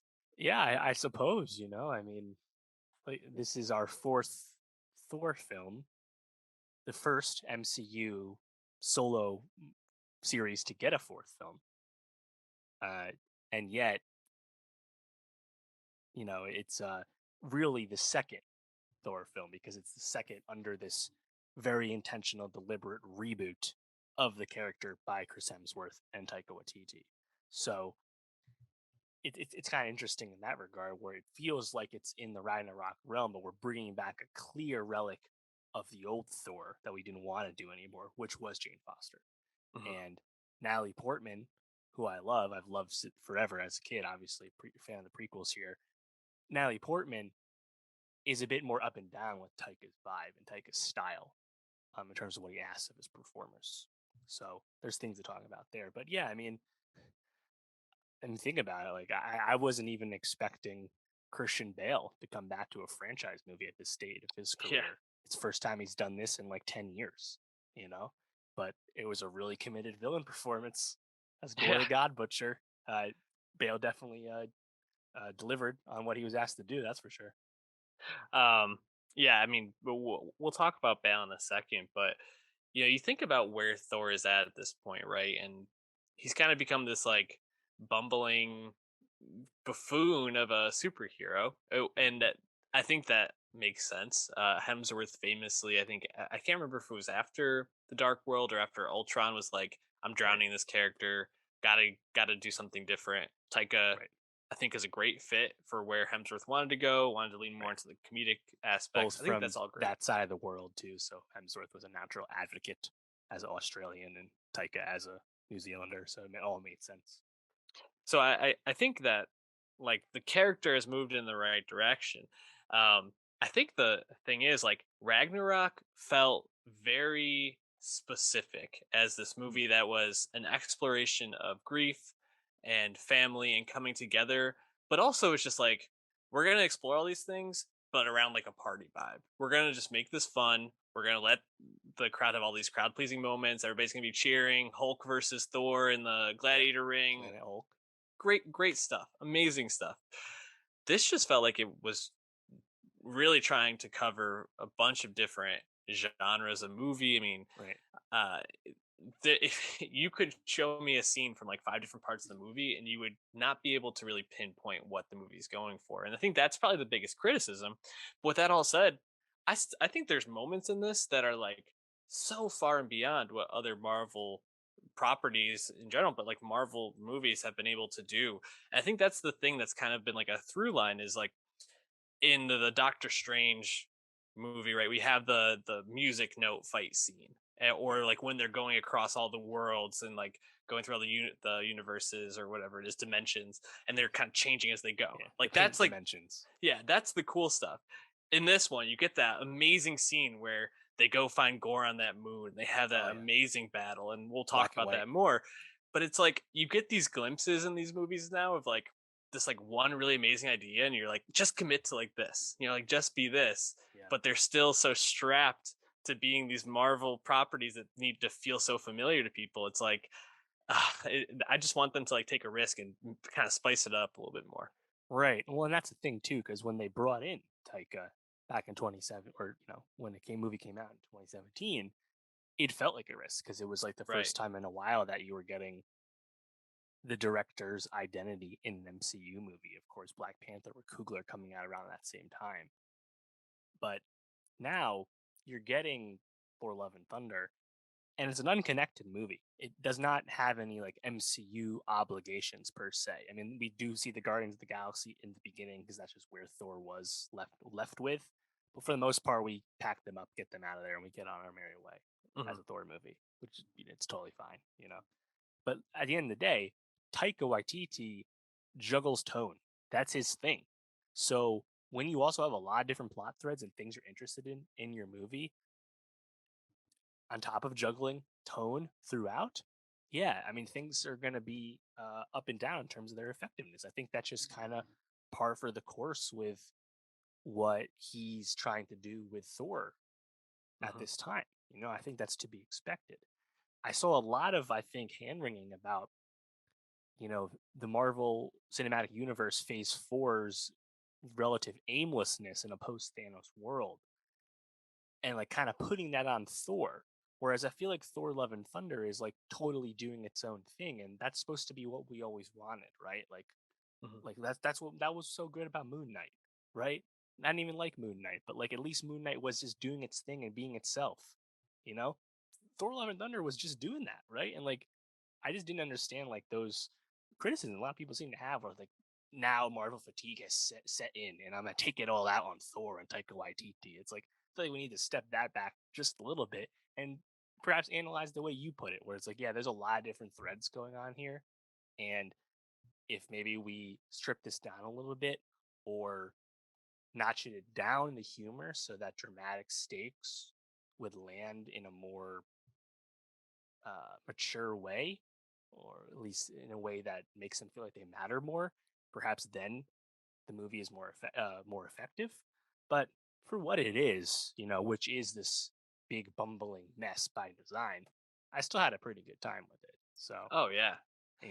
I would much rather take this than something that's so much more bland, but like committed to one tone. Oh, completely agree. And I mean, there are just moments in this movie that freaking rock. First of all, you've heard it in all of the promos and all of the trailers, but the use of Guns and Roses and just Yeah, like 80s rock is just like fantastic in this. And like I right. really love like the playfulness. You talked about how there's like certain ass things Taika asks of his actors, and he really, I think, in the end, just wants everybody to be playful and to like commit to whatever their bit is. And you get people fucking committing in this, bro. Let's talk just real quick about our guy Russell Crowe, who Oh shows yeah, up as Zeus. Talk about committing. He's not. He's going for this bad Greek accent, which is just like I don't even know. I like don't know who taught him how to do that accent, but it was terrible. But yeah. he is such a bumbling buffoon by design in this, and I just loved every second of it. He was hamming it up, being ridiculous, Yep. and I was like, "This is great, good for Russell Crowe." And everything on that God world by design is supposed to be ridiculous and stupid. You're uninvited Mhm. to the orgy, hilarious, but like. I just was like, this is fun. I like that Yeah. Taika got to do this. Totally, totally. In that moment too, I think it's when they're going to I forget the name of the place where all the gods chill, Mhm.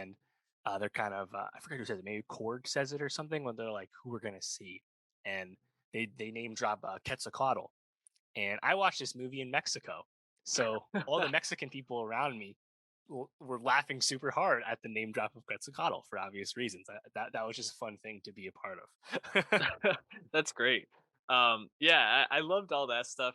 I thought the goats were great. I found them so funny, and then having them actually be like the ones that pull the boat, I thought was just like Yeah, fantastic. Really loved that, and I think the temperature on oh man, what's the rock dude's name? Why am I Korg. blanking? Korg, yes.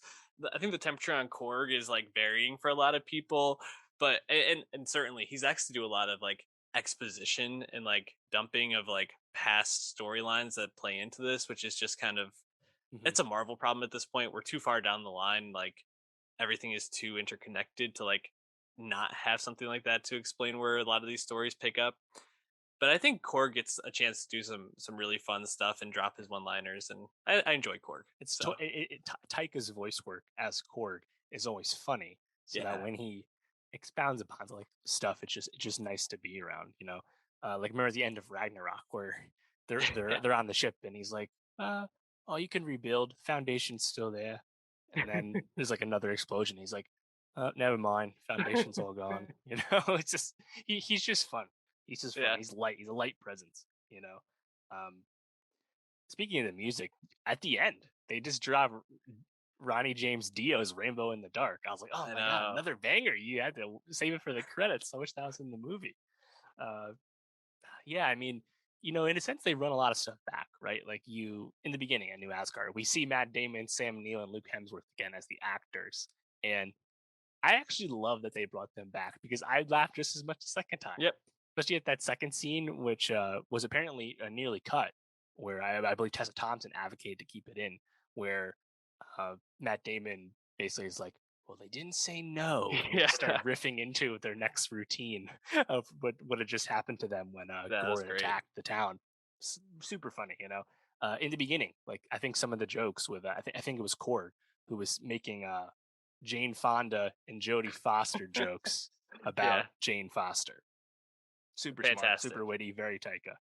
Um, yeah, I mean, anything else that like stands out to you as like Taika quirks? Because like there's a lot of threads that we're talking about here. The Love and Thunder becomes actually very paramount from the title Hmm. into like our themes here, but there's also for a nice stretch of the movie we're in like kind of like a sick person's like cancer movie. Yeah.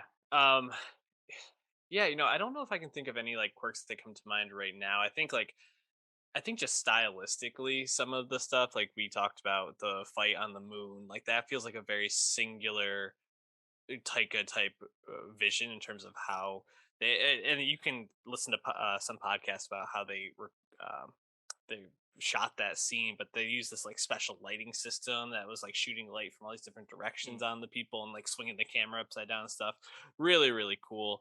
Um, yeah, and I think honestly, just the Technicolor vibe of the whole thing, it feels so much brighter than a lot of the other Marvel movies do, and so I think that would probably be the other like flourish.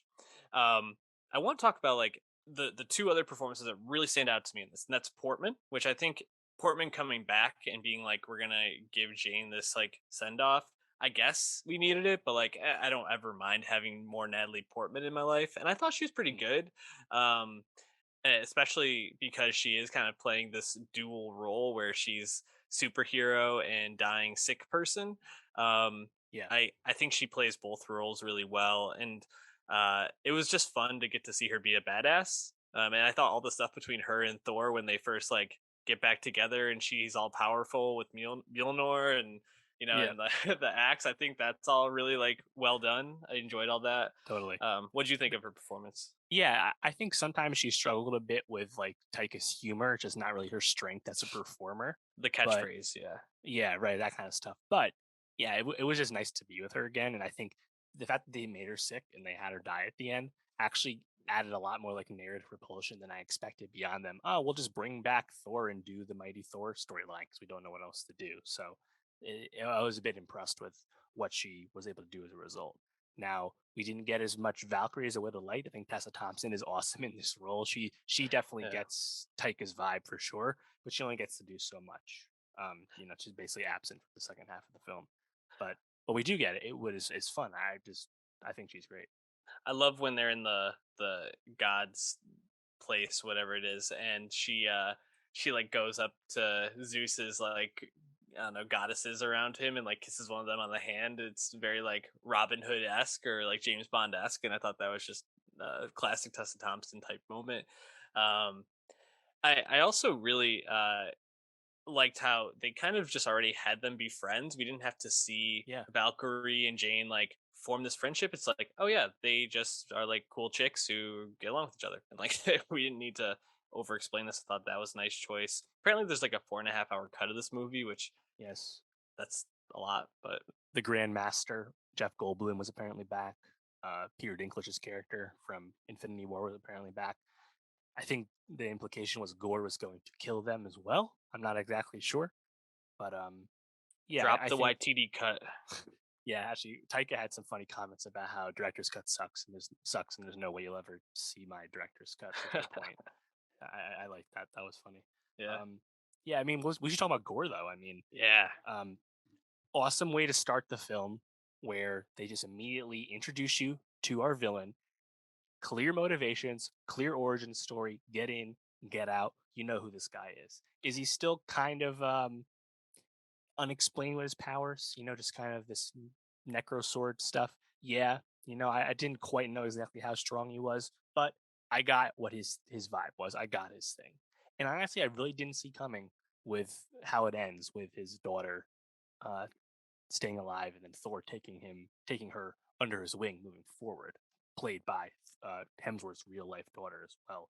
Didn't see that coming at all, but I think you get what you paid for. I think, which is Christian Bale is one of, if not the greatest actors to play an MCU villain, superhero villain in general, Yeah. and you got a really committed performance from an actor who is famously very committed, and don't feel like there was any notes to give about Gore. Gore was really effective, and I think, like you said, the shining example is the stuff on the moon, where you have this really awesome visual scene, which actually has some practical lighting brought in to make it stand out beyond the CGI. And yeah, I think just Gore's felt like a real, I think, great presence on this on in this film, which is nice because with a movie this stuff with themes and ideas and tones, I think you really needed your conflict driver to be successful in this movie and Mhm. not be kind of a lame, undercooked Marvel villain, which is we've seen plenty of those over the years. So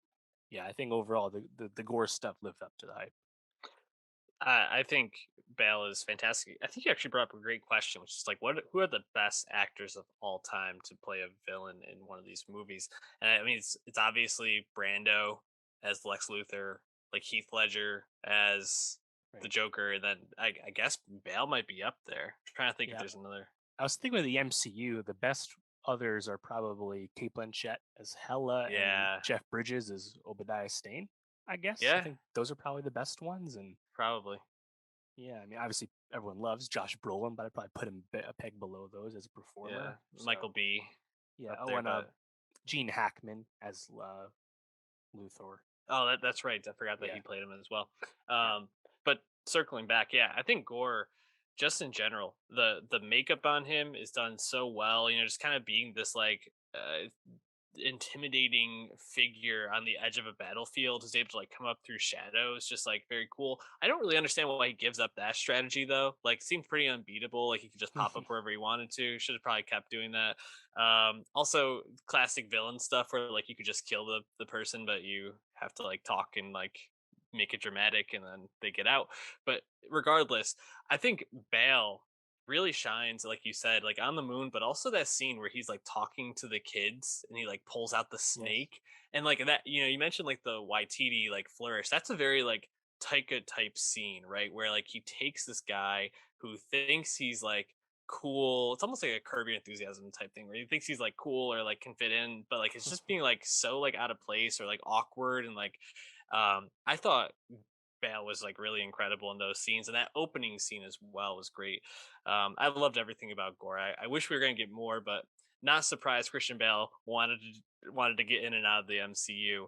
yeah. Um, yeah, but I overall, man, I mean, I really enjoyed this movie. I thought it was really fun. Um, I definitely feel like it maybe could have been a little bit longer, but I'm not. I have no qualms with an under 2 hour MCU movie at this point. Like, sure, Mhm. I'll take some shortcuts if that means I get in and out of the theater in 2 hours. Yeah, yeah, totally. I mean, yeah, I found some of the pushback on this movie just to be a bit odd because I feel like people are putting all these like MCU sins on this movie's shoulders when I feel like that's the last thing you should be doing to the Taika Waititi self-contained fourth Mm. Thor movie. You know, it just feels a little out of touch, and like our frustrations with the unevenness of the MCU on Disney Plus. Let's keep that away from this movie. That's how I feel about it anyway. We'll talk about Miss Marvel next week. Um, yeah, I mean, we might as well end with the post credits where we get introduced to. We learn that Zeus is not actually dead, which I thought was fun. It was nice, Hmm. and we're setting up the future of Thor, where Thor's going to be chased down by the gods. We're going to see Zeus's son Hercules, played by Ted Lasso Emmy winner Brett Goldstein, and keeps the trend of recent MCU stingers where we basically just learn about casting for the next movie in the series. Of course, Doctor Strange introduced us to Charlize Theron's Clea, and Eternals introduced us to Harry Styles' Eros.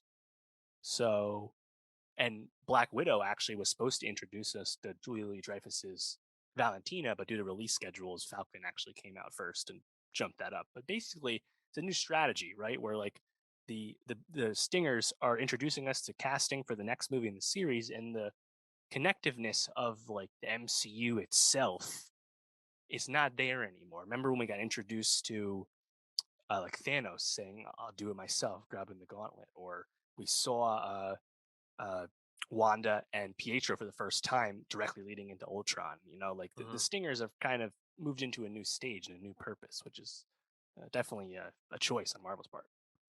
Yeah. So I'm like hot and cold on this, right? First of all, I don't know if I get Brett Goldstein being cast as Hercules. Just doesn't feel right to me for some reason. I, Interesting. Yeah. yeah, I don't know. But beyond that, I, where Thor: Love and Thunder leaves off, I almost feel would be like a good conclusion to the character. I don't think it will be, but Taika said that he would come back if it was going to be something like completely different. I don't know what they're going to get, and to be honest, where it leaves off with Thor being this father figure to this child is maybe the most familiar storyline that Disney properties have going right now. Where Mm. I mean, even Doctor Strange, this character who Right. very reluctantly does not want to interact with young people most of the time, is now put in this father or at least like mentor like role with multiple young people in the MCU. So it's like they're going for this very clear strategy of like kids will like this character and adults will relate to this character, and we can just mesh them together and have these storylines bring everybody out. I just don't know. Like it just doesn't feel fresh. I am interested, I guess, to see what Love could do, or that was what they named the kid, right? Love, Yeah. yeah. Mhm. What Love could do, but I don't know. I don't know how excited I am to see another Thor movie quickly. You know? Right. Well, I definitely don't think it'll be quick. We'll probably learn more about the future of the MCU either at San Diego Comic Con or D23 this year. Kevin Feige has all but said as much. So we're probably not going to see a Thor mainline film in a while. Who knows if we see him pop up in somebody else's movie for a while, because we've seen a lot of Chris Hemsworth in addition to the Thor movies, of course. But, I think yeah, it is kind of odd that like Hemsworth. I guess it makes sense why Hemsworth isn't running away from this character. Like it seems like a Hmm. nice way for him to just do something he enjoys, and obviously the check is nice too. He's not trying to get out the way Downey and Chris Evans did. Right. So where that leaves you though is he is our longest tenured character who we're kind of playing out the string, I guess, with his comic origins, and now we're going to see his relationship with Hercules, which is very storied in the comics. So yeah, I guess that'll be fun. You know, um, It's whether Taika's one at the helm, though, I think is an open question because yeah. Taika, he has his movie Next Goal Wins coming out soon, which he's already made, but it seems like he's still as committed to making Star Wars on the big screen and is, in all likelihood, the first person to make a Star Wars movie in the future. So he, and I don't think we're getting Thor 5 anytime soon. And I don't think Marvel's going to rush to pick someone to replace No. Taika, and Hemsworth probably wants to keep working with him too. So it'll probably be a while. I mean, heck, it's been almost 5 years since Ragnarok too. So I'm sure it'll be several years. Which is like crazy, right? Because we're talking about the next time we're going to be talking about a Thor movie, and like, how excited are you for Brett Goldstein as Hercules? And it's like, well, I'm not going to see him for half a decade. Right. So That's why how it's not. excited can we get? You know? Yeah. And I think that's kind of like it's the other side of like these kind of stingers where it's like, are these actually that effective because they're not prompting you for what's next? Right. And all of these Marvel Phase 4 movies, with the exception of Black Widow, have largely felt like their own thing. In the case of Shang-Chi, I was very happy about that. I love that film. But like, maybe it's up to the MCU and we'll find out soon and we're going to see more of Kang and Secret Wars and blah blah blah. But, I think for right now it just kind of feels like an odd strategy because we're like just getting ahead of like casting news and Hollywood Reporter, and that's all this is really achieving. Yeah. Because like the real ones who read entertainment news will find out about the casting regardless. Is that Mhm. really all you want to serve with something, or is it more about the fact that these stingers actually don't have that much purpose anymore, and that's the best thing they can do with them is just to give you a taste? I don't know. You know, it's funny. Probably one of my favorite stingers ever was at the end of, and a lot of people share this. I think at the end of Avengers when they're Yeah, just eating. shawarma. Yeah, it's just like they don't have to. They don't have to make these a thing anymore if they don't want to. They can this is a part of their plan that they can definitely about face on, and I don't think it's going to be that big of a deal. I don't know. It's interesting to think about where Marvel's headed because this is like you said, 29th movie. We don't really know exactly like what this like overarching stage 4 is leading up to. I don't Yeah, know. I mean, we know Kang is in Ant-Man 3. I feel like that has the best potential to get the ball rolling. I'm not expecting much in that realm from Black Panther 2. You Mhm. know, we have the Marvels, Captain Marvel 2 coming soon, Fantastic Four and Blade in the more immediate future. So yeah, I'm really curious to see what that next slate looks like and like Yeah. see like what we're about. Captain America 4, another one where like as much as we know about the Thunderbolts movie that got recently talked about online, like we just don't know what that overarching plan is, and I don't necessarily need an overarching plan, but I think I would rather like confirmation that we don't have one, you Yeah. know, because then I Yeah. you know, because like A I great think way for to put it. Shang-Chi makes more sense. Origin. Thor, Mhm. the fourth Thor movie being completely self-contained, definitely unexpected. But in this case, I don't mind it. But I'm just kind of curious about like what is the rhythm of MCU storytelling going to be because and how much is Disney Plus affecting this? You know, Yeah. time will tell. Well, we'll be talking about them all when they come out. But Dave, we're gonna wrap up there for this week. What do we got for next week? Yeah, so we'll talk about the end of Miss Marvel on Disney Plus. And then speaking of Taika, we'll talk about the premiere of What We Do in the Shadows, season 4. Very Yeah. exciting. And then a lot of music. Steve Lacy, Black Midi, J Hope, and Lizzo. A lot of good stuff to talk about. Damn, Lizzo's back, baby. We're gonna be talking about all next week. Hit that subscribe on youtube.com/nostalgiapod. Go to Twitter at nostalgiapod and follow us there, and follow the podcast any way you want to through the link tree there. And we'll catch you next week. Peace out.